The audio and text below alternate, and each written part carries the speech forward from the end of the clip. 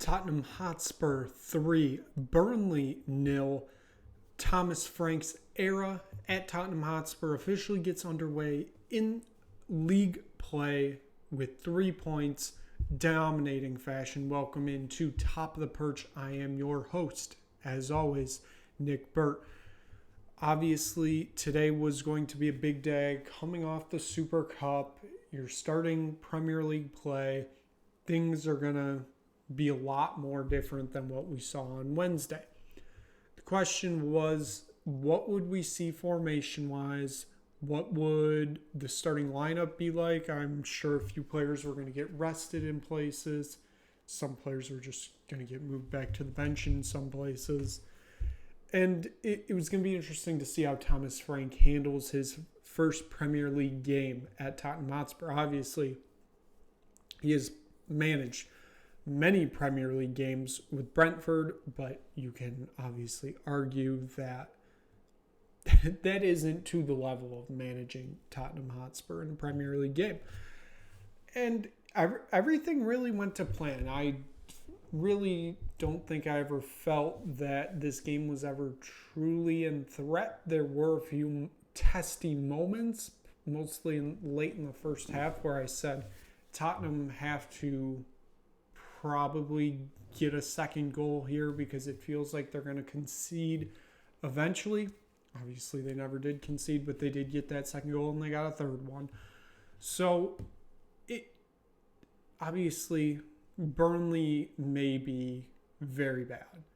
That is a very, very real possibility that they could just be absolutely miserable. And we find out a lot more about this team next week when they go play Man City. But you got to take it for what it is. It's the first game of the season. You got to do what you can do. Tottenham Hotspur started very quickly. Right off the kickoff, Lucas Bergvall has 2 good opportunities within the first 30 seconds. Doesn't really get anything on target out of those, but Tottenham still very quickly looking the aggressors in this one. We move on to the 10th minute. This would be just an absolutely insane, play here. Got an interception by Pop Sarr, gets it to Kudus, who is basically at the corner flag, crosses it into the box, finds Richarlison. Richarlison puts it in the back of the net to give Tottenham the 1-0 lead. Like I said, this was a just absolutely great cross into the box by Kudus. You get Richarlison, who's basically right around the penalty spot, just doing a nice twist in with the kick. Goes to the far post, gets in. Tottenham had the 1-0 lead. Really felt like there was nothing Burnley could do there, kind of save that wise. It felt like that was always going into the back of the net. Now, as I said, it Tottenham's tempo kind of died down after the first goal, and it kind of felt like, normal Tottenham, let's slow it down a bit, which kind of let Burnley back in the game. Like I said, they had a few okay opportunities. I know there was one in the 43rd minute with a shot from just outside the box that kind of took a weird deflection that forced Vicario to punch it away. It was what it was. There was, again, no truly great opportunities for Burnley, at least in the first half. So we go into the half with a 1-0 Tottenham advantage. Could have probably, if they kept pushing, could have probably been 2 or 3. But no matter what, you're taking a advantage into the halftime break of the first game of truly the first game of a new era at Tottenham Hotspur. Now, Richarlison, he's been playing very well as of late. Him in the Super Cup, obviously, on Wednesday, today against Burnley. I think it's probably the best we've seen him play in a Tottenham shirt, which is kind of wild to say. But he's looking really good, so his health is going to be absolutely massive if he stays healthy this season. 49th minute, there's a corner kick from Tottenham Hotspur. Finds Mickey Van de Ven in the box. He heads it just wide of the post. Comes close, but not close enough. Game stays 1-0. 52nd minute. Richarlison almost has a second. He had a just absolutely outstanding opportunity right in front of the net. Instead, basically goes across the face of goal. Kudus was there, just couldn't get a shot off in time to take advantage of that. We stay 1-0. We get into the 60th minute. It was a Jed Spence, I believe, feeding it to Kudus, who crosses it right at the edge of the box. And I don't even know how to explain what we saw from Richarlison here. A just absolutely insane, somewhat bicycle kick goal. Puts it in the back of the net to give Tottenham the 2-0 lead. Honestly, the last time I remember seeing a goal like that was Richarlison back at the World Cup in 2022 against Croatia. I believe that was on Thanksgiving Day here in the U.S. Again, that was a wild time, but Richarlison finds the back of the net on an absolutely insane goal. Might be a goal of the season, even though we haven't even finished the first match week here 60 minutes into this game. 66th minute on the counterattack. Popsar gets it to Brennan Johnson.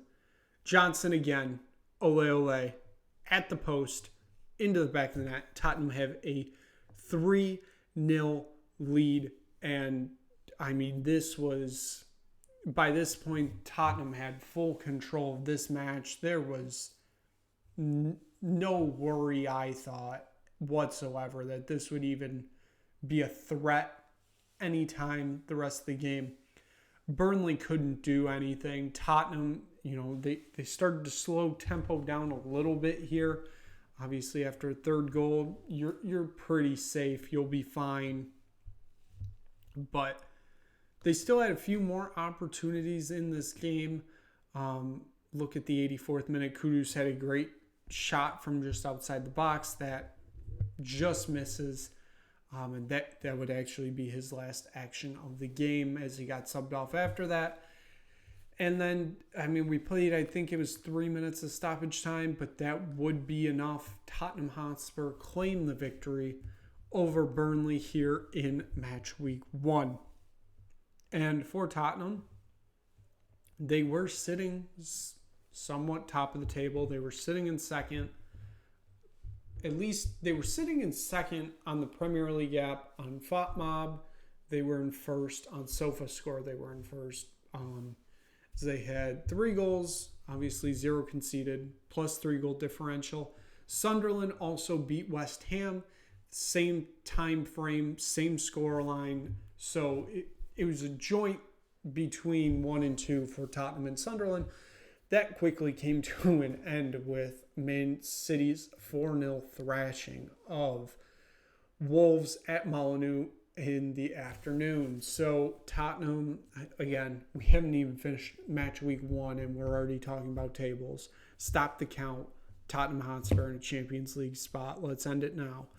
I have, of course, joked because this team might be very good this year. We'll get into it a little bit later. But given that the first official Premier League player rating game of the season, we'll start at the top with one of the goal scorers, Brennan Johnson. 7.9 I gave him today. I believe he got subbed off in the 80th minute. I thought he did quite well today. Yes, he was putting up a little bit of a stinker before the goal. Let's be honest here, but that's how Brennan Johnson plays. He can have the worst of worst games, but he will get you a goal when you need it, and it will all cancel out. It will all cancel out. It will all be fine. I should have mentioned before we got into Brendan Johnson, but as you can see, Thomas Frank went with a 4-3-3 formation today. That's obviously much different from the, whatever you want to call it. If you wanted to call it a back five from Wednesday, it was a back five. If you want to call it back three, it was a back three. But Frank goes with a more simplistic, and I say simplistic even though it's still very complicated, 4-3-3 today. Richarlison, man of the match, 9.3. Nothing much else really has to be said here. What a performance from him today. Like I said earlier, this may be the best we've seen Richarlison play for Tottenham Hotspur. And that's massive. That is absolutely massive for Tottenham. That is, if he stays healthy, that is absolutely crucial addition for Tottenham. Because, Solanke, he's been injured. So he hasn't had a true full preseason. Richarlison's been healthy. He seems to be doing well. I'm excited to hopefully see him stay healthy and have an absolutely outstanding season. As he said in his post-game, I believe it was Instagram post, must be a World Cup year, with his face, of course, photoshopped on Rolandinho. Because Richarlison always shows out, it seems, in a World Cup year. And hey, I'm not gonna blame the man. Got to do what you got to do. Mohamed Kudus gets a 8.9 today, 2 assists, both on the Richarlison goals. What a special player. I know we've only really seen him play in 2 competitive matches. He played most of the preseason, but didn't get a full starting play time. But what a special player he seems to be. I mean, we paid £55 million, I think, right around there for him. At this moment, it should have been more. He is playing absolutely incredible. Obviously, 2 seasons in the game. We'll see back in February or next February. Is he going to still be this good? We'll see. But what a special player he seems to be. He is something we have been lacking for so many years on that right side. I am excited to see him continue playing. This could be absolutely incredible to watch. People were mentioning Frank 2 matches into Tottenham Hotspur reign has already found his Mbembo and Wissa combination here at Tottenham, and that being Richarlison and Kudus. I hope so. That would be nice, because that would mean we're probably going to be scoring a lot and hopefully winning a lot. We go to the midfield here. I won't say massive change, but it is a massive change from Wednesday. You got Archie Gray and Lucas Bergvall both getting starts today. In addition to, obviously, Pop Sarr, who did play on Wednesday. Lucas Bergvall gets an 7.1, I should say, got subbed off in the 80th minute. I thought he did okay today. I mean, it feel like it should have been a little bit more impressive, given that it was Burnley. I was left a little bit disappointed, but obviously the kid is 19. There is a lot of talent still there. It's going to be incredible to watch him develop under Frank. I feel like he's going to be better for him than Pascaglu was. Frank has a track record of developing very young talent and making them very good. I can see that for these 2 players under Frank. That could be absolutely massive. Obviously, we have a whole loan army out there throughout the UK right now. And eventually they're going to want playing spots with Tottenham. And Frank is the guy for that, to develop these players. And I am excited to see both of them develop, because Archie Gray didn't have the best of games either. A 6.9, he's the lowest graded player of the starting 11 here. It's your first game truly in a new system. Excited to see how that develops. Pop Sarr, he is the glue to this team, it seems, right now. He had an amazing performance in Italy on Wednesday. He had another great performance today, had the assist on the Johnson goal. He is going to be a crucial centerpiece in this team in the midfield this year. You can already tell. Obviously, the hope is we bring in some depth so he's not playing 60 games in a season. And, heaven forbid he gets injured. We need some depth there. But Popsar is quickly showing how incredible of a player he is going to be. It's going to be awful when we lose him in January for the AFCON. I don't know why I blanked on that name for that moment, but AFCON is in January. Thankfully, this team, we are going to be losing players, but Sarr is a massive loss. I don't know if we're losing Kudus because I don't think Ghana qualified for the African Cup of Nations. Could be wrong. I will have to fact check myself later. I should know better. But Popsar, incredible talent. 8.0 today. We get to the back line, the back four. Jed Spence, who is still playing for injured Destiny Udogie, 7-3. Thought it was an okay performance today. I thought he looked better on Wednesday, but of course he did start on Wednesday, so you probably got some fatigue in there. All four of these players started on Wednesday on the back line, which is probably why they all didn't really have the best of games today. But it is what it is. Van de Ven, 7-4. He made, I think it was in the first half, he made a run back on a Burnley turnover, or Tottenham turnover that turned into a Burnley counterattack. And he made a run back to make sure that they couldn't even get a shot off on it. Mickey Van de Ven's speed still very much there. Christian Romero, I thought this was one of his worst games that I've watched him play for Tottenham Hotspur. And the fact he still got a 7-0, I'm kind of surprised by. But it's good. Captain, get the win. It all that matters. Didn't concede. We're good. Pedro Porro, 7-6. I thought he did really well today. I believe he had a hockey assist on the Richarlison absolutely insane goal in the 60th minute. But it seemed this is his fourth manager, if you want to, fifth technically, if you want to include Stellini and Mason. He's been impressive under all of them. He's an incredible talent. I don't have many other words than that. 7-6 today, very good game. Vicario made a few good saves today. Gets an 8-2. I think that's well deserved. Let's take a look at the subs though. Rodrigo Bentancur, 6-7. Came on in the 71st minute, if I'm not mistaken, to replace Archie Gray in the midfield. I thought he did good to kind of calm this game down a little bit.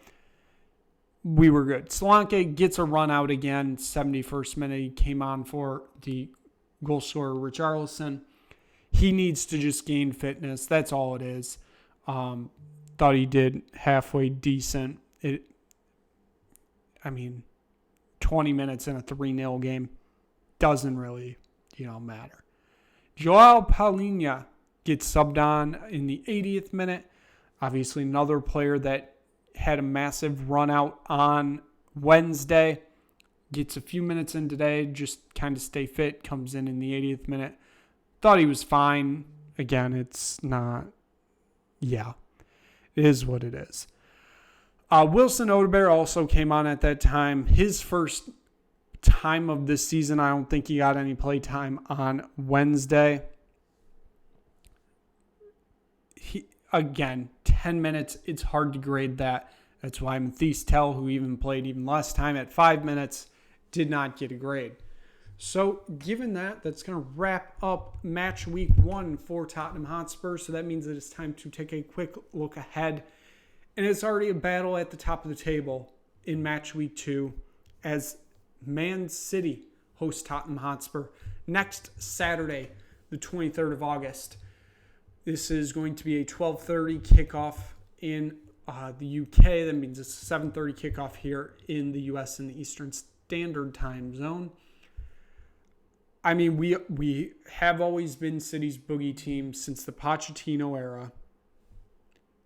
It has happened under Pochettino, Stellini, well, no, not Stellini, Nuno, Jose Mourinho, Conte. Think even Ryan Mason got one in there. Obviously, Postecoglou, so that's 6, I think. Can Thomas Frank make it 7? I can't wait to find out. Should be something to behold on Saturday morning. But yeah, hopefully some signings in the door by then from the reports as they may be getting ready to cross the finish line, hopefully. Savinho, don't really know what's happening with that. Obviously, there haven't been a ton of talks, so not really sure what's happening there. But hopefully there will be a few new signings in the door come next Saturday. So given that is going to wrap up this first Premier League edition of Top of the Perch. Thank you so much for watching. If you just found this video, click like, click subscribe, tell anybody you know about it. We'll be back for sure on Saturday. You might see us at some point this week, depending on if any signings happen. We'll see. But make sure you stay tuned in here to the Nick Bird Sports Network. So thank you so much for watching. We will see you again very soon for another episode of Top of the Perch.